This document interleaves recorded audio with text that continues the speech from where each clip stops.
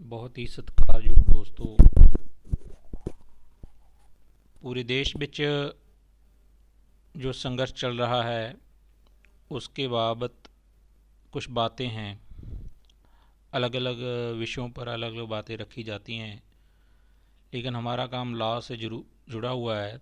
तो मैं सभी सुनने वाले साथियों को बताना चाहता हूँ कि पीजेंट्स एंड जो रूरल इकॉनमी है, जो रूरल लोग हैं, उनकी रक्षा के लिए, उनके हित में इंटरनेशनल अभी अभी जो 2 साल पहले 17 दिसंबर 2018 को यूएनओ ने एक रेजोल्यूशन लाया है जिसमें भारत सिग्नेटरी है। UN declaration on rights of peasants and other working in rural areas. तो ये बात भारत जो दावा करता है कि हम दुनिया के यूएनओ में अपनी सिक्योरिटी काउंसिल में दावेदारी करते हैं, हम बड़ी बड़ी बातें करते हैं, तो उन सब दावों को अपना हक जताने के लिए अगर भारत विश्व गुरु बनना चाहता है, जो बार बार कहा जाता है, तो उसके लिए उसके जो मिनिमम जो बातें हैं, जो मिनिमम तय की हुई नियम हैं, उनको मानना पड़ेगा। भारत सिग्नेटरी है UN declaration on rights of peasants and working in rural area people के लिए, ये आदिवासी लोगों के लिए जो जंगलों में इलाकों में ऐसे रहते हैं, उनके लिए ऑलरेडी कॉन्स्टिट्यूशन में भी प्रोविजंस हैं। लेकिन ये रूरल इकॉनमी बहुत बड़ी इकॉनमी है, उसको उसकी दुनिया में पूरी में रक्षा करने के लिए पूरे मेंबर देशों को इस कन्वेंशन में प्रोटेक्ट किया गया है। लेकिन हमारे यहाँ हो क्या रहा है, हर 2-4 महीने के बाद एक नया नारा आ जाता है, skill India, smart city, digital India, कभी नोटबंदी, कभी कुछ। तो अभी 8-9 महीने से एक चल रहा था जो बीमारी के नाम पे, कोविड के नाम पे लोगों को घरों में डाल दिया।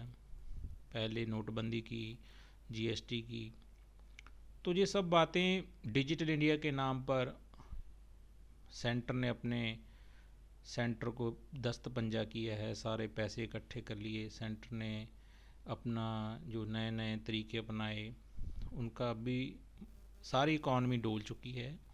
एक्चुअली ये क्राइसिस का जो इकोनॉमिक क्राइसिस है, जिसने पूरी वर्किंग क्लास को झंझोड़ के रख दिया है, नोटबंदी ने, जीएसटी ने, सेंट्रल ने सारा जीएसटी अपने कंट्रोल में कर लिया है और स्टेट्स को ड्राई कर दिया है बिल्कुल। वो एक मतलब उनकी हैसियत है जो म्यूनसिपलिटी से भी कम हो गई है। नो डाउट म्यूनसिपलिटी अपने आप में ज़्यादा सक्षम होगी, लेकिन स्टेट्स उससे भी कमज़ोर हो चुकी हैं।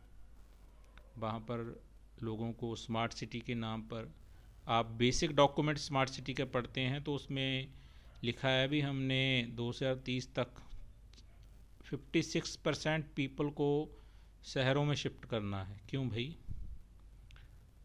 ये सारे फार्मूले अब फेल हो चुके हैं। जब कोविड के दौरान आपने देखा होगा, करोड़ों लोग मज़दूर ट्रेनों के ज़रिए, पैदल, तरह तरह से वो मुश्किलों से जा रहे थे, उनको जाने भी नहीं दिया गया, ट्रेनों भी नहीं चलाई। तो बात ऐसी हुई कि 7 करोड़ के लगभग जो डाटा आ रहा है उसकी बात आ रही है, 7 करोड़ लोग पैदल गांव की तरफ गए। गांव की तरफ क्यों गए थे? वहाँ कोई सिर्फ ये बात नहीं भी उनके माँ बाप का प्यार था, वो लोग अपनी एग्रीकल्चर को अपना अन्नदाता मानते हैं। उसको मालूम था भी खाने के लिए तो मिल जाएगा। वहाँ शहरों में जो काम चला गया, जगह नहीं है रहने के लिए, किराए नहीं दे पाए थे वो लोग, फैक्ट्रियों ने, मालिकों ने, कॉरपोरेट ने जवाब दे दिया, नौकरियों से निकल गए, नौकरियां चली गई। लेकिन उनको फिर भी एक आस बची थी। भारत में जो वर्किंग क्लास है, जो मज़दूर कहा जाता है भी, वो सिर्फ श्रम पर निर्भर नहीं है, सिर्फ अपनी लेबर पर निर्भर नहीं है। उनको पीछे से एग्रीकल्चर इकॉनमी है, वहाँ से कोई ना कोई राहत मिली, तो तभी वो 7 करोड़ लोग पैदल ही निकल पड़े उनके अपने गांव का सिर्फ हेरवे का मतलब नहीं है भी उनको उनसे लोगों के गांव से इतना ज़्यादा लगाव था। एग्रीकल्चर से उनकी बॉन्डिंग थी, एग्रीकल्चर पर उनकी निर्भरता है, आज भी है। यही कारण है कि मज़दूर क्लास वैसी स्ट्रगलें नहीं लड़ता जैसी यूरोप में हुई हैं, बड़ी बड़ी स्ट्रगलें हुई हैं। तो यही कारण, एक बड़ा कारण है भारत के जो हालात हैं, समाज है, सेमी फ्यूडल है, सेमी कॉलोनियल है, इसमें ऐसी स्थितियां बनी हुई हैं। लेकिन हमारा मकसद ये एक वक्त डिफरेंट इसमें विचार हो सकते हैं लोगों की, वो बात को अलग रखते हुए हमारा लॉ से संबंधित जो बात है। दूसरी एक बात बार बार हर बात पे बोली जाती है, one nation one tax, one nation one market, one nation one election. सिर्फ भारत का पहला जो आर्टिकल है, आप सिर्फ जो भी जितना जिनके पास समय कम है सिर्फ उसको पढ़ लें। उसमें साफ लिखा हुआ है, India, Bharat is A union of states. Centre का उसमें सिर्फ एडमिनिस्ट्रेशन का रोल है। आप यूनियन ऑफ इंडिया के नाम पर ही हम सारे केस डालते हैं। तो उसमें साफ है भारत एक फेडरल है, फेडरलिज्म को अप करना चाहिए, सेंट्रलिज्म को कम करना चाहिए। इतना ज़्यादा पैसा, इतनी ज़्यादा ताकत अगर सेंटर को मिलेगी वो बिगड़ेंगे। इसका बिगाड़ का कारण यही है, स्टेट्स को अपने राइट्स के लिए इस लड़ाई में आना चाहिए। ये स्टेट्स को बिल्कुल बर्बाद कर दिया है मोदी साहब का। जो एक बंदे की बात नहीं है, बंदे तो आते रहेंगे जाते रहेंगे, ये व्यक्ति की बात नहीं है। इस सिस्टम को बदल कर डिसेंट्रलाइज करना चाहिए, प्रो पीपल करना चाहिए। इसमें social security, food security and social justice, ये तीनों फार्मूले हैं। इसके अलावा इंडिया की कल्पना नहीं की जा सकती। इंडिया अपने आप में अगर इंडिया बनना रहना चाहता है तो इन तीन फार्मूलों पे काम करना पड़ेगा, social security, food security and social justice. धन्यवाद। सभी साथियों को फिर मिलेंगे।